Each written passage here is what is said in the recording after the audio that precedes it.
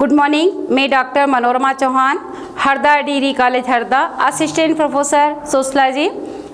आज हम BS second year के स्टूडेंट्स के लिए एफसी का एक पेपर है महिला सशक्तिकरण, उसके सिलेबस के बारे में मैं आपको जानकारी देती हूँ, आप लोग ध्यान से देखिएगा।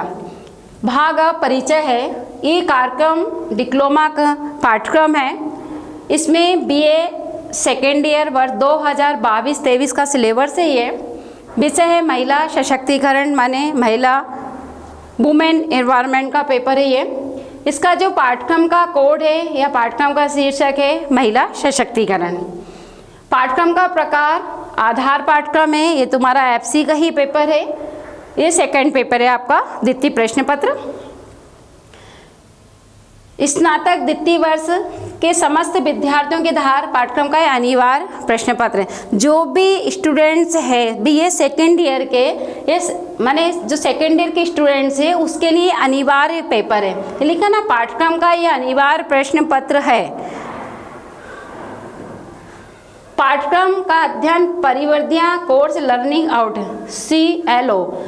इस पाठ्यक्रम के अध्ययन के पश्चात विद्यार्थी निम्नलिखित को समझने में सक्षम होंगे। हम जो महिला सशक्तिकरण वाला आपका जो पेपर है, इसके अंदर ये कंटेंट है, इसको आपको ध्यान में रखना है।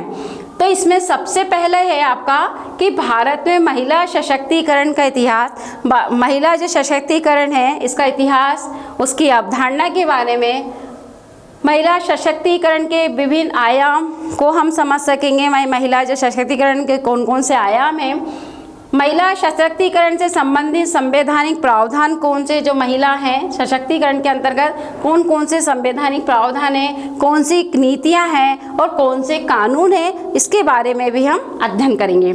नेक्स्ट है महिला सशक्तिकरण संबंधी जो कौन से मुद्दे होते हैं, कौन कौन सी चुनौतियां होती हैं, सशक्तिकरण में सहायक जो अभिकरण होते हैं उसका ज्ञान प्राप्त करेंगे। फिर इसके बाद भारत की जो शक्तिशाली महिलाएं हुई हैं, उन्होंने अपनी नेतृत्व के अनुसार कौन सी गौरव गाथाएं, उससे हम परिचित हो सकेंगे, जिन्होंने भारत के इतिहास में अपना नाम रोशन किया है ना। उसके बाद है महिला सशक्तिकरण संबंधी प्रस्तुत अध्ययन में विद्यार्थियों को शासकीय, अशासकीय एवं स्वयंसेवी माने गैर संगठन में रोजगार के अवसर उपलब्ध कराएगा।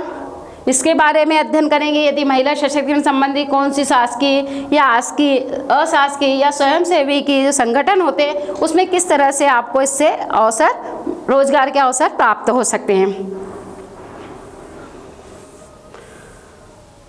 अब इसका जो सैद्धांतिक अधिकतम इसके 50 अंक हैं, उसमें न्यूनतम अंक आपको 17 लेके आना है। कुल अंक आपको बता दिए हैं कि कुल अंक अधिकतम अंक 50 है, न्यूनतम आपको 17।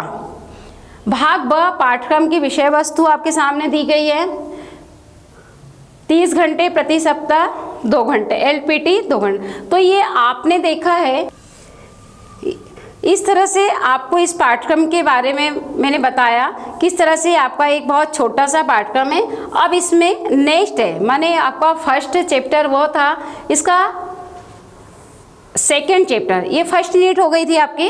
अब सेकेंड यूनिट है जो आपकी, जिसमें महिला सशक्तिकरण के संवैधानिक प्रावधान, कानून, महिला सशक्तिकरण नीति, योजनाएं। अब जो नीति और योजना है उसको केंद्रीय स्तर पर कैसे लागू होती है, राज्य स्तर पर कैसे लागू होती है, हमारे मध्य प्रदेश के स्तर पर, मैं मध्य प्रदेश विशेषकर मध्य प्रदेश में। फिर नेक्स्ट है इसकी लास्ट यूनिट है महिला सशक्तिकरण, उसके भी मुद्दे और चुनौतियां हैं। इसके सहायक अभिकरण है, गैर सरकारी संगठन है, स्व सहायता समूह है, पंचायती राज के बारे में देखेंगे कि पंचायती राज संस्थाएं कौन सी होती है, उसके क्या कार्य होते हैं। फिर भारत की शक्तिशाली महिलाओं का नेतृत्व के बारे में, चाहे अहिल्याबाई हो, अहिल्याबाई, रानी दुर्गावती, सावित्री फुले, नूई इंदिरा नूई, गौरा देवी, टेसी थॉमस है, सिंधुताई, मेरी कॉम।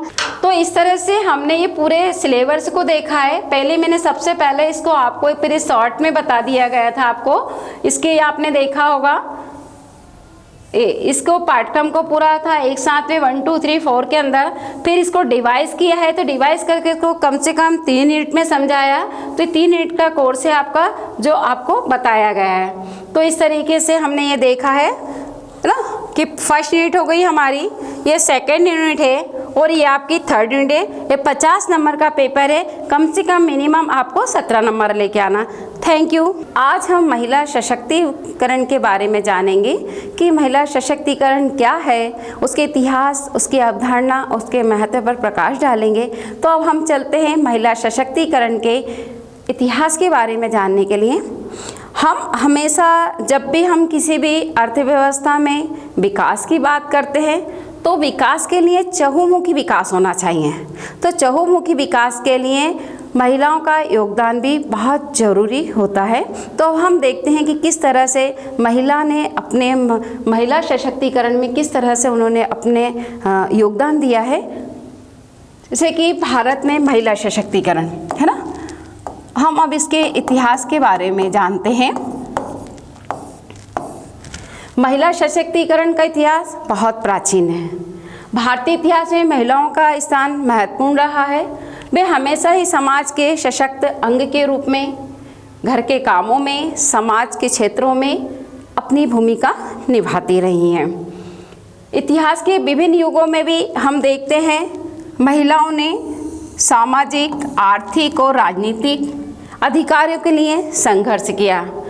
मौर्य साम्राज्य के समय में हम रानी धर्मा का नाम बहुत अच्छे से जानते हैं इतिहास के पटल पर, जिन्होंने मौर्य समाज में रानी धर्मा का नाम भारतीय महिलाओं के लिए एक प्रेरणा स्रोत का बना हुआ है। उसी समय में हम देखते हैं कि मुगल काल में भी, जब मुगल साम्राज्य के समय भी महिलाओं को सशक्त करने के लिए कुछ कदम उठाए गए थे। मुगल सम्राट अकबर की रानी जोधाबाई का नाम बहुत अच्छे से जानते हैं हम कि जोधाबाई ने भी के बारे में लोगों को उनकी कहानी इस बात की साक्षी है कि उन्होंने महिलाओं के अधिकार के लिए उन्हें लड़ना पड़ा। तो जोधाबाई ने भी महिलाओं के अधिकार के लिए लड़ाई लड़ी थी। इसी तरह से हम देखते हैं महिलाओं के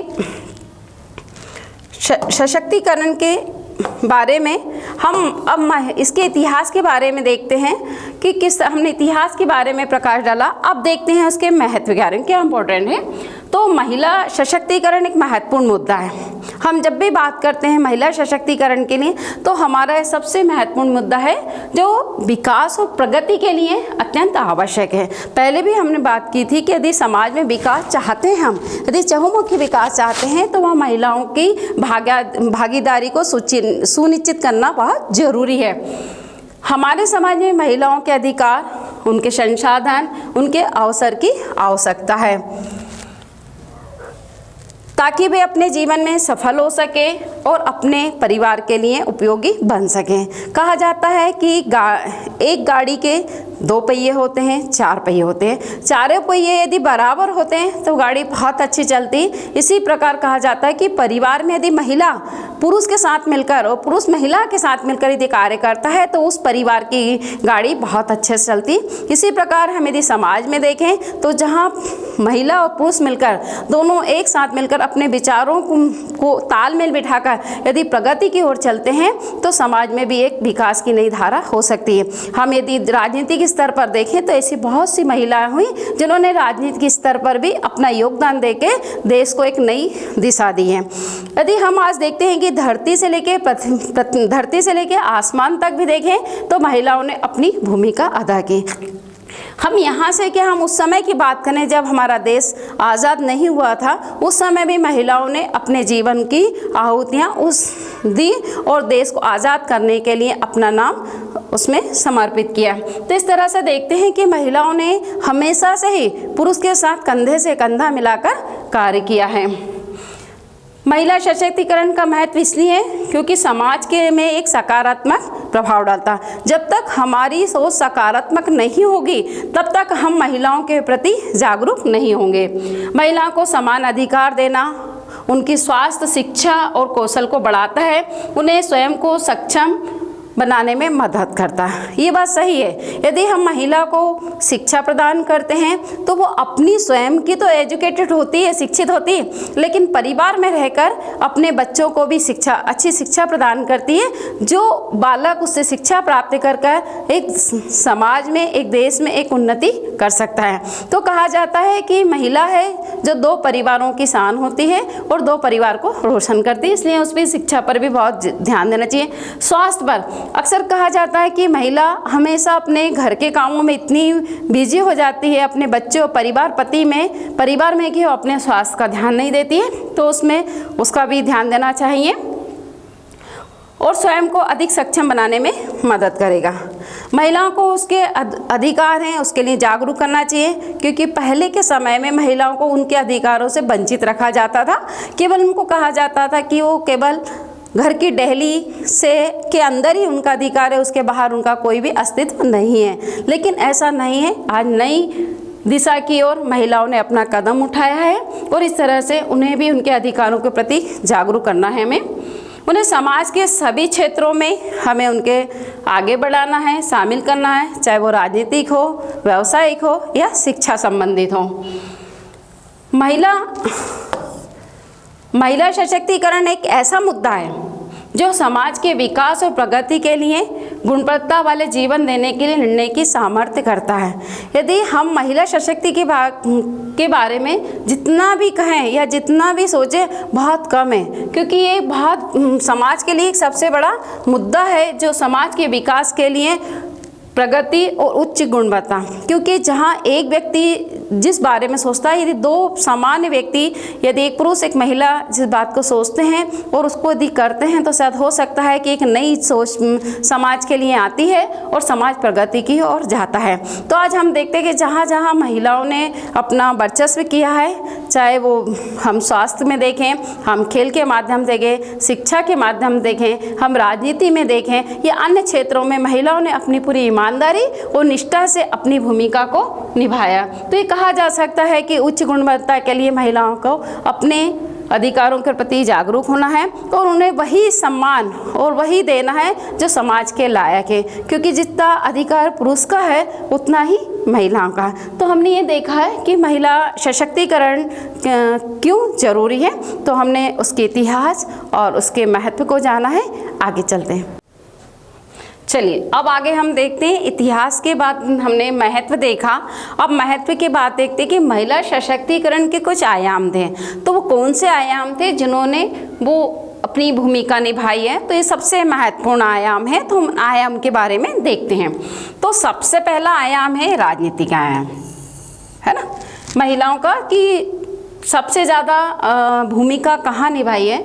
तो महिलाओं को समाज में सक्रिय भूमिका देना, उन्हें निर्णय लेने में सहयोग करना, सामाजिक न्याय के लिए लड़ने में सक्षम बनाना। तो आज हम देखते हैं कि क्यों करा उनको। मैंने राजनीति स्तर पर ही राजनीति में लाने का मुख्य उद्देश्य ये था कि कम से कम वो अपने अधिकारों के प्रति जागरूक हों, समाज में लड़ने के काबिल हो, और इस तरह से उन्हें सक्रिय भूमिका देने के लिए उनमें निर्णायक क्षमता, निर्णय लेने की क्षमता।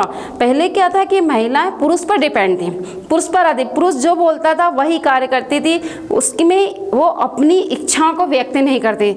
बहुत जगह ऐसा देखा जाता है जहाँ गलत होता था, वहाँ भी वो कुछ बोलने से पहले अपनी गर्दन हिला के उसकी सहमति दे देती थी। तो इस तरह से धीरे धीरे जब उन्होंने राजनीतिक क्षेत्रों में अपने कदम रखे तो उनकी निर्णय क्षमता भी प्रबल हुई। तो निर्णय क्षमता को बढ़ाने के लिए और समाज में एक नया सहयोग प्रदान करने के लिए राजनीति में उनका स्थान हुआ। अब हम नेक्स्ट देखते हैं आर्थिक आयाम। अब आर्थिक आयाम में क्या, महिलाओं को सशक्त बनाने के लिए महिलाएं घरों में रहती थी, घर के कामकाजों में हाथ बटाती थी, बच्चों का लालन पालन करना या परिवार के सदस्यों की मदद करना, उनका काम करना, केवल इतने ही तक उनका जीवन सीमित था। लेकिन धीरे धीरे उनको सशक्त बनाने के लिए अब महिला को जरूरी नहीं है कि हमें बाहर ही ले जाना, नौकरी करना नहीं है। वो अपने समय जो बचता है घरों के काम करने के बाद भी, यदि वो घर में भी रहकर अपने लिए छोटे मोटे काम करके, छोटे छोटे रोजगार करके भी अपने आप को सशक्त बना सकती है। माने कहना सकते हैं कि वो पुरुषों पर पूरी तरह से डिपेंड नहीं हो सकती है। उनका जो समय बचता है घर के कामों से, उससे वो छोटे छोटे कार्य करके अपने आप को एक समाज में सम्मानजनक स्तर पर खड़ा कर सकती है। तो मुख्य चीज़ क्या थी? महिलाओं को आर्थिक रूप से सशक्त बनाना। फिर क्या था? उनको आर्थिक सहायता, माने उनको अपनी यदि ज़रूरत पड़ती है, यदि कोई खर्च की ज़रूरत पड़ती है आर्थिक स्तर पे, तो उन्हें पुरुष के सामने बार बार हाथ फैलाने की ज़रूरत ना पड़े, परिवार के लिए ज़रूरत पड़े, या हो सकता है कि जीवन में यदि कुछ ऐसे मोड़ आते, ऐसी परिस्थिति आती कि उस समय में पुरुष का नहीं होना होता है, या परिवार में कुछ ऐसी परिस्थिति आती है तो उस समय में वो परिवार की मदद कर सकें। तो मदद कर जाएंगी जब वो व्यवसाय करने में सक्षम होंगी। मैंने छोटे छोटे से जूट के काम, अगरबत्ती, मोमबत्ती, कढ़ाई, सिलाई, बुनाई, ब्यूटी पार्लर, ऐसे बहुत से काम हैं जिसको कर कर वो व्यवसाय में भी अपने आप को सक्षम बना सकती हैं, किसी पे वो आधारित होंगी। तो इस तरह से आर्थिक विकास में भी क्या हो गया? उनकी भूमिका स्थायी हो गई है। अब हम यदि शिक्षा के माध्यम से देखें, हम बार बार कहते हैं कि महिलाओं को शिक्षित होना चाहिए, बहुत ज़रूरी है, क्योंकि यदि महिला शिक्षित होगी तो 2 परिवार शिक्षित होंगे, और 2 परिवार जब शिक्षित होंगे तो उस परिवार में समाज में एक अलग वर्चस्व होगा। अब महिलाओं को शिक्षित बनाने का मुख्य उद्देश्य क्या था? क्योंकि उनको समाज में सक्रिय भूमिका होना चाहिए, माने समाज में सही, असली बात यह है कि वो निर्णय लेने की क्षमता होनी चाहिए उसमें, क्योंकि महिला किसी दूसरे की बातों में हाँ मिलाने से अच्छा कि सही और गलत का उसको फैसला करना आना चाहिए कि सही क्या है और गलत क्या है। तो सही और गलत की पहचान कब होगी? जब हम शिक्षित होंगे, जब समाज में लोगों के पास बैठेंगे, लोगों से बातें करेंगे, उनकी बातों का आपस में संचार होगा, और इससे हमारी सोच का दायरा बढ़ेगा। और जब सोच का दायरा बढ़ेगा तो क्या होगा? हम में अपनी निर्णय क्षमता बढ़ेगी, नेतृत्व करने की लीडरशिप भी हमारे अंदर आएगी। तो अच्छी लीडरशिप के लिए शिक्षा का होना बहुत ज़रूरी है, लोगों के साथ मेलजोल करना भी ज़रूरी है। तो इसलिए शिक्षा होना बहुत ज़रूरी है, इसलिए उसकी सक्रिय भूमिका होना चाहिए। अब हम देखिए समाज के बारे में करते हैं, है ना। बहुत ऐसा हुआ करता था, यदि प्राचीन काल के हम इतिहास को देखते हैं कि महिलाओं को घर से बाहर नहीं जाने दिया जाता था, केवल उनका जो 4 दीवारी थी उसी के अंदर उनका जीवन खत्म हो जाता था। अब समाज में यदि समानता और सम्मान दिलाना है तो महिला को आगे होना होगा। बेटा और बेटी में जो भेद था उसको सबसे पहले मिटाना होगा। महिला चाहे घर में रहती, घर में सारा सम्मान, लेकिन फिर भी कहीं ना कहीं उनमें समानता असमानता का भेद किया जाता था। उस असमानता के लड़ने में उसको मदद करता। यदि घर में बेटे हैं तो पहला अधिकार बेटों का होता था, जो भी वस्तु होती थी सबसे पहले बेटों को मिलती थी, उसके बाद बेटियों को मिलती थी। केवल बेटियों को ये कहा जाता था कि वो पराया धन है, ठीक है, ये घर आपका नहीं है। यदि पिता का घर यदि बेटी का नहीं है तो पति का घर भी तो बेटी का नहीं है। जब वो वहाँ जाती थी तो उसको ये सुनना पड़ता था कि आप तो पराए घर से आई। तो अब ये सबसे बड़ा मुद्दा समाज में ये आता है कि बेटी का घर है कहाँ? क्या बेटी बिना घर की है? जबकि बेटी ही संसार की, समाज की संरचना करने वाली है, एक नया जीवन देने वाली, दुनिया को एक नई रोशनी देने वाली है, और फिर भी उसका घर नहीं हुआ था। तो ये जो असमानता थी हमारे समाज में, उस समानता को मिटाना, माने उस असमानता के लिए लड़ना जरूरी था बेटियों के लिए। तो महिला कब लड़ेगी? जब वो सामाजिक स्तर पर समाज में अपना योगदान देगी, समाज में जाएगी, उठेगी, बैठेगी। जब समानता में लड़ने, समाज में अपने अधिकारों को बढ़ावा देना, क्योंकि समाज में हमारे जो अधिकार हैं, महिलाओं के क्या अधिकार हैं, हमको उन अधिकारों को प्राप्त होगा, है ना, उसको बढ़ावा देना। स्वस्थ आयाम, अब महिलाओं की सुरक्षा के लिए उनको जागरूक करना। हमने पहले भी बात की थी पिछले अध्याय में कि महिलाएं कभी भी अपने स्वास्थ्य के प्रति जागरूक नहीं होती थी, क्योंकि उन्हें 4 दीवारी के अंदर रखा जाता था, उनको वही सिखाया जाता था जितना वो सीखती थी। वो घर सुबह से उठकर दिन के उठने से लेकर शाम तक पूरे समय में घर के परिवारों की जिम्मेदारी निभाती थी, और कभी भी अपने स्वास्थ्य के प्रति वह जागरूक नहीं होती थी। तो उनके लिए कि उनके जागरूक करना, उनकी स्वस्थ शैली जीवन में शिक्षा प्रदान करना। यदि जीवन स्वस्थ है तो पूरा संसार स्वस्थ है। तो इस तरह से उनको स्वस्थ जीवन, किस तरह से स्वस्थ रहना, कैसे साफ सफाई का ध्यान रखना, कैसे अपना स्वयं का भी ध्यान रखना, ये सब के लिए भी महिलाओं को सुरक्षा प्रदान की गई।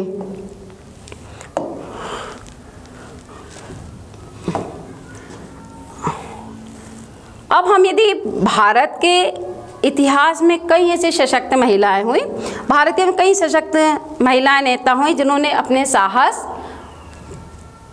समर्पण और जीवन के उद्देश्य के लिए लड़ाई लड़ी है ना। यदि हम उनके बारे में देखते हैं तो अहिल्याबाई होलकर का नाम, रानी दुर्गावती, बहुत सारी ऐसी हुई, रानी लक्ष्मीबाई, ऐसी बहुत सारी महिला हुई जिन्होंने अपने इतिहास में अपना नाम दर्ज किया। अब अहिल्याबाई जो होलकर है, महाराणा साम्राज्य की महान सेनानी अहिल्याबाई होलकर ने ब्रिटिश साम्राज्य से लड़ाई लड़ी थी और उन्होंने बहुत साहस दिखाया और अपने समाज को बचाने के लिए भूमिका की। यदि अहिल्याबाई होलकर का कहते यदि वो घर में रहती तो शायद वो ब्रिटिश साम्राज्य के सामने अपने को खड़ा नहीं पाती। और आज जो समाज से लड़कर उन्होंने उन्होंने ब्रिटिश शासन से जो लड़ाई करके अपना राज वापस लिया, ये बहुत हिम्मत की बात थी उनके लिए।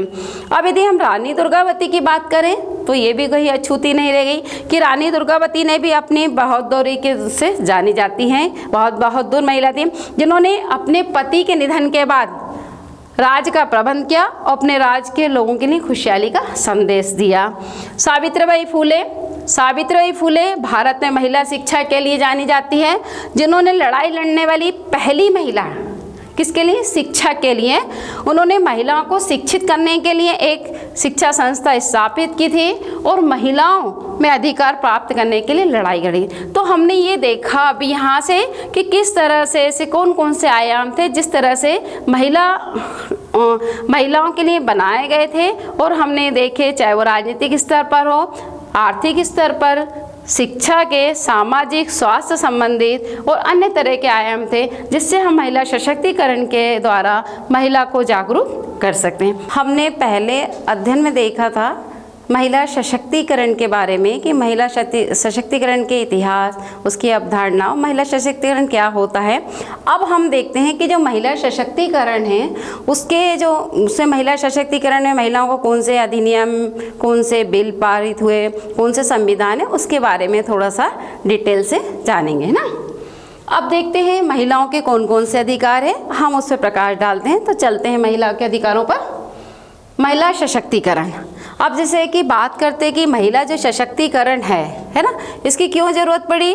इसके लिए कि महिलाओं को अपने अधिकार प्राप्त हो, उनका समाज में क्या स्थान है, उनको समानता अधिकार मिले, इसलिए महिला सशक्तिकरण की आवश्यकता पड़ी। तो अब देखते हैं कि महिला जो सशक्तिकरण है, महिला सशक्तिकरण उसके संरक्षण माने किसका? महिलाओं के संरक्षण के संबंध में भारत में कुछ अधिनियम और कुछ बिल पारित किए गए। अब उसमें जो भारतीय कानून और बिल महिलाओं के अधिकार को संरक्षित करने के लिए, माने भारतीय कानून में कुछ ऐसे बिल पारित किए गए, कुछ ऐसे संविधान लागू किए गए जिससे महिलाओं के अधिकारों को सुरक्षित रखा जा सके और उनके सम्मान की रक्षा की जा सके। अब हम बात करते हैं भारतीय संविधान की। तो जो भारतीय संविधान है, इनमें महिलाओं के संविधान में महिलाओं के अधिकारों की संरक्षा है ना, माने इनकी रक्षा के लिए क्या कहा? महिलाओं की रक्षा के लिए कई धाराएं हैं। अब उसमें जैसे कि समानता के संबंध में, समानता से कि महिला और पुरुष दोनों एक समान हैं, दोनों में समानता के अधिकार प्राप्त होना चाहिए। जो अधिकार पुरुष को प्राप्त है भाई महिलाओं को भी प्राप्त होना चाहिए। इसके लिए धारा 14 है ना, धारा 14 लागू की गई कि जिसमें यदि महिला या पुरुष यदि एक स्थान पर भी काम करती, कहीं जॉब करती, नौकरी करती है, तो जो पुरुष को वेतनमान मिलता है उसकी योग्यता के अनुसार भाई महिला को भी मिलना चाहिए, ऐसा प्रावधान रखा गया।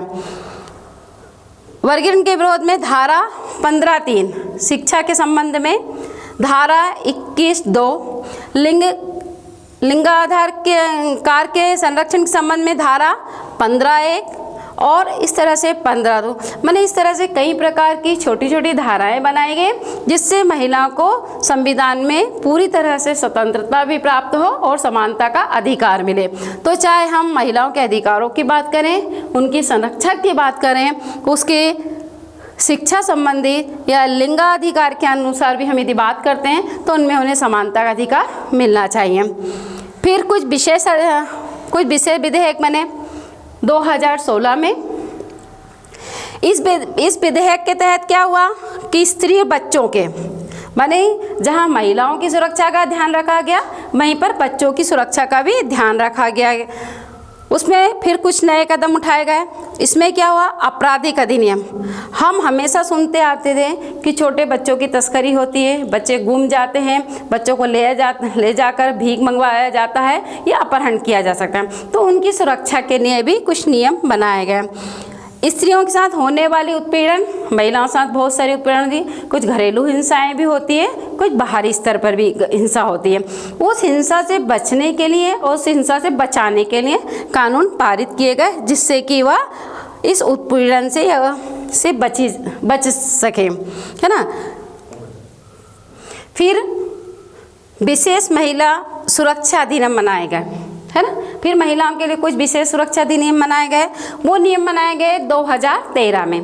तो 2013 के अनुसार स्त्रियों की सुरक्षा के लिए, है ना, स्त्री की सुरक्षा और संरक्षण के लिए एक संरक्षा विधि बनाई गई, जिसमें उसके उत्पीड़न को रोकने के लिए, माने कानून तो बना दिए गए थे, कानून लागू है, लेकिन उस कानून को लागू करने के लिए उसकी एक समिति का गठन किया गया कि वो समिति इस कार्य को देखेगी कि जो उत्पीड़ित महिला या उसके साथ उत्पीड़न हो रहा है उसको रोकने के लिए एक समिति की स्थापना की। भारत सरकार ने कुछ नीतियां बनाई, कुछ योजनाएं भी शुरू की गई जो ऐसी उत्पीड़ित महिला है या इस तरह की कार्य होते हैं। कुछ ऐसी महत्वपूर्ण नीति और योजनाओं का भी उल्लेख किया गया था। अब आप देखते हैं कि पहले बेटियों को पढ़ाया नहीं जाता था। यदि बेटा और बेटी घर में है तो केवल पहला अधिकार बेटे का होता था उसको शिक्षा प्राप्त करने का। लेकिन सरकार ने बेटी बचाओ बेटी पढ़ाओ एक अभियान चलाया। उसका मुख्य उद्देश्य क्या था, भारत सरकार के द्वारा शुरू किया, जिसमें कि बेटियों की संख्या में जो दिनों दिन गिरावट आ रही थी। पहले क्या दहेज की मांग हुआ करती थी, या कुछ ऐसी कुसंगतियों के कारण, ऐसी कुकल्पनाओं के वजह से बेटियों को जन्म लेने से पहले मार दिया जाता था। हमारे यदि हम पूरे जनसंख्या के पटल पर देखें तो कुछ ऐसे राज्य हैं कि जहां पर बेटियों को जन्म देने से पहले ही मार दिया जाता था। कुछ ऐसे भी राज्य हुए जहां पर कभी भी बारात नहीं गई। उसका क्या कारण था कि वहां बेटियां नहीं होती थी, इसलिए बारात नहीं जाती थी। तो इसी उद्देश्य को देख के सरकार ने ये अभियान चलाया कि बेटी पढ़ाओ बेटी बचाओ अभियान के अंतर्गत बेटियों की जो जनसंख्या में दिनों दिन गिरावट आ रही है, उस गिरावट को रोकने के लिए उन्हें शिक्षित बनाना बहुत जरूरी है। क्योंकि मुख्य उद्देश्य था, यदि बच्चियां शिक्षित होंगी तो स्वयं अपना लालन पालन कर सकती, अपने परिवार का पालन कर सकती, माने स्वयं अपने पैरों पर खड़े होकर अपने जीवन को चला सकती, वो किसी पर निर्भर नहीं होंगी, माने आत्मनिर्भर हो जाएगी। नेक्स्ट था महिला एवं बाल विकास मंत्रालय। इसके अंतर्गत क्या हुआ, इस मंत्रालय के माध्यम से भारत सरकार ने महिला सशक्तिकरण का क्या कार्य करती है, महिलाओं की समस्याओं के समाधान के लिए कई प्रकार के प्रोग्राम चलाए गए। हमारे समाज में कुछ ऐसी भी महिला थी जो घर से बहुत पीड़ित थी, माने घरेलू हिंसा से भी या फिर अशिक्षित होने की वजह से उन्हें कोई प्रकार का रोजगार नहीं मिलता था। महिला सशक्तिकरण के अनुसार कुछ ऐसे प्रोग्राम चलाए गए, ऐसी योजना बनाई गई कि कुछ स्तर पर उनको छोटे मोटे रोजगार देकर वो अपने परिवार का भी लालन पालन करती थी और स्वयं आत्मनिर्भर बनती थी।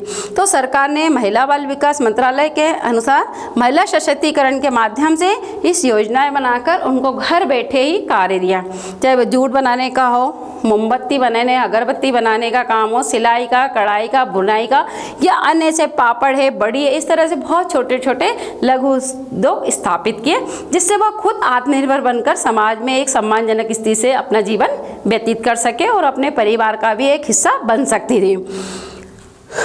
नेक्स्ट था महिला उत्पादन योजना हुई। इसमें वित्तीय सहायता।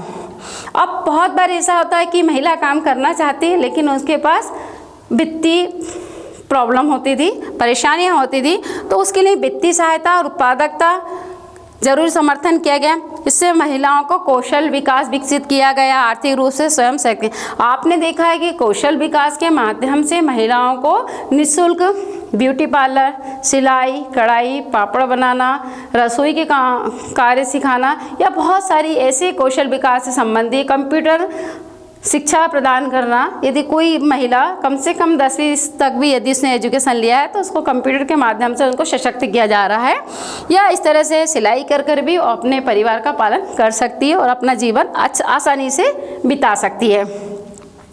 तो इस तरह से हमने देखा कि महिला उत्पादन के माध्यम से सरकार ने आर्थिक रूप से उसको स्वयं सशक्त, माने उसको किसी के हाथ में, यदि वो शिक्षित नहीं है तो वो किसी के सामने अपने हाथ नहीं फैला सकती है, वो अपने आप को इतना कमज़ोर या दयनीय नहीं समझ सकती है। इसके लिए उसको कमज़ोर और दयनीय स्थिति से हटाने के लिए, आर्थिक रूप से स्वयं को सशक्त बनाने के लिए सरकार ने महिला उत्पादन योजना लागू की थी। नेक्स्ट थी महिला एवं बाल विकास संचालन। यह भी महिलाओं के समस्त पंचायती राज संस्थाओं में महिला सशक्तिकरण को लागू किया गया। आज भारत में सबसे पहले पंचायती राज लागू किया था। पंचायती राज लागू करने के पीछे एक बड़ी सबसे बड़ी चुनौतियाँ थी कि उसमें महिलाएं थी, उनको भी हिस्सेदारियाँ बनाए गए, उनको भी समान महिला संस्थाओं में काम करती थी। पहले ये होता था कि गांव में जब पंचायत होती थी केवल पुरुष ही इसका भागीदार होता था, लेकिन धीरे धीरे महिला बाल विकास संचालन ने एक ऐसा चुनौतियों का सामना करते हुए एक बड़ी चुनौतियाँ की कि जिसमें महिलाओं को पंचायती राज संस्थाओं में भी कार्य करने के लिए जागरूक किया। आज जितने ही पंचायत के समक्ष जितने भी स्व सहायता समूह चल रहे हैं उसमें महिलाएं अपनी भागीदारी दे रही है। तो ये भी एक बहुत बड़ी महिला सशक्तिकरण का एक उदाहरण है कि पंचायती संस्थाओं में भी महिलाओं को अपना योगदान देने के लिए प्रेरित किया जा रहा है। वो अपना पूर्ण तरह से नेतृत्व कर रही हैं, ये योगदान दे रही हैं। तो अब महिलाओं की समस्याओं को समझना, उन्हें हल करने के लिए कौशल विकसित करना। बहुत सारी ऐसी महिलाएं हैं जो केवल घर की चार दीवारी से बाहर नहीं निकली। अब जब घर की चार दीवारी से बाहर निकली तो उन्हें उनको ये नहीं पता कि हमारे अपने आप में बहुत सारी योग्यता हैं, तो उनमें कौशल विकास विकसित करना, कोई भी एक विशेषीकरण के द्वारा उन्हें जागरूक करना कि जिससे कि वह अपनी आने वाली समस्याओं को आसानी से हल कर सके। महिलाओं को सशक्त और सक्रिय भागीदारी करना। महिला कहते हैं हमेशा से माना जाता है, पुरुष वर्ग हमेशा ये मानता है, हमारा समाज ये मानता है कि महिला बहुत कमज़ोर है, लेकिन उसी कमज़ोर जो शब्द है उस कमज़ोरी को हटाने के लिए महिलाओं को सशक्त बनाना और सशक्त बनाने के साथ सक्रिय भागीदारी करना। मैंने परिवार में भी उनको वही सम्मान दिलाना कि यदि परिवार है, परिवार में यदि पुरुष और महिला है तो दोनों मिलकर आपस में घर की गाड़ी कैसे चलाई जाए, घर के निर्णय कैसे लिए जाए, दोनों मिलकर आपस में निर्णय ले। उसी तरह से समाज में भी उसको वही सम्मान मिले, वही भागीदारी मिले। इसलिए उसको क्या करना है, महिलाओं को सशक्त बनाना है और सक्रिय भागीदारी लेने की जिम्मेदारी आना चाहिए उन्हें। आर्थिक रूप से सशक्त बनाने वित्तीय समर्थन प्रदान करना, माने आर्थिक रूप से यदि वो संपन्न हो जाएंगी, यदि सशक्त हो जाएंगी तो उन्हें वित्तीय समर्थन, माने जो इकोनॉमी उनके पास नहीं है, जो रुपए की परेशानी है जिससे वो अपने कार्य नहीं कर पाती, तो उसके लिए उसमें समर्थन करना, उनकी सहायता करना। महिलाओं के स्थानीय राजनीति भागीदारी में यदि हम प्राचीन काल की बात करें या उस समय की बात करें तब भी हम देखें कि राजा महाराजाओं के राज में या मुगल सम्राट में या ब्रिटिश साम्राज्य उस समय भी महिलाओं ने अपनी भागीदारी सुनिश्चित की है। मैंने उस समय भी बहुत सारे ऐसे राजा हुआ करते थे जहाँ उनके पुत्र यदि नहीं होते थे या पुत्र नाकाम होता तो वहाँ पर भी महिलाओं ने अपनी राजगद्दियों को संभाला और राज का कार्यभार संभाला। यदि हम देखें हैं मुगल साम्राज्य में तो बहुत सारी ऐसी रानियाँ हैं जिन्होंने राज किया। हम अपने भारतीय संस्कृति में देखें तो भारतीय संस्कृति में से बहुत सारी सम्राज्ञी हुई जिन्होंने भारत की डोर को संभाला। तो हम ये मान सकते हैं कि महिलाओं की स्थानीय राजनीति में भी भागीदारी होना चाहिए और उस भागीदारी को हमको बढ़ावा देना चाहिए। महिला को शिक्षा, स्वास्थ्य, विकास और सुरक्षा के मामले में भी समक्ष बनाएं। माने उनको यदि हम एक महिला शिक्षित होगी तो वो 2 परिवार को शिक्षित कर सकती है, तो उसने शिक्षा का ध्यान रखिए, उसके स्वास्थ्य का और उसके विकास, उसकी सुरक्षा की।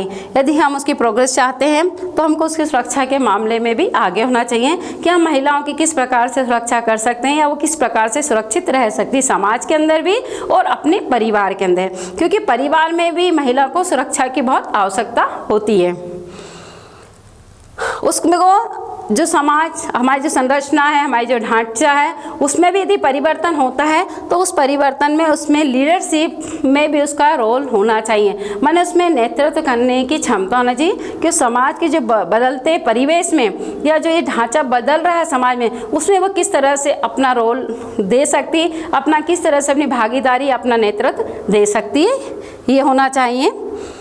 इस सब चुनौतियों करते हुए महिला पंचायती राज संस्थाओं में महिला सशक्तिकरण को बढ़ावा देना और महिलाओं को सक्रिय भागीदारी बनाना आवश्यक है। तो हमने ये देखा है कि महिलाओं की सक्रिय भागीदारी कब होगी, जब हम उन्हें कंधे से कंधा मिलाकर उनका साथ देंगे, उनका सम्मान करेंगे, उनको समानता का अधिकार देंगे, उनको शिक्षा में, स्वास्थ्य में, विकास में या अन्य कौशल विकास कार्यक्रमों में हम उनका साथ देंगे, उनकी भागीदारी सुनिश्चित करेंगे, तब उनमें उनकी नेतृत्व क्षमता बढ़ेगी, उनका आत्मसम्मान बढ़ेगा और इस तरह से हमारी जो महिला सशक्तिकरण की जो परिभाषा है वो सार्थक होगी।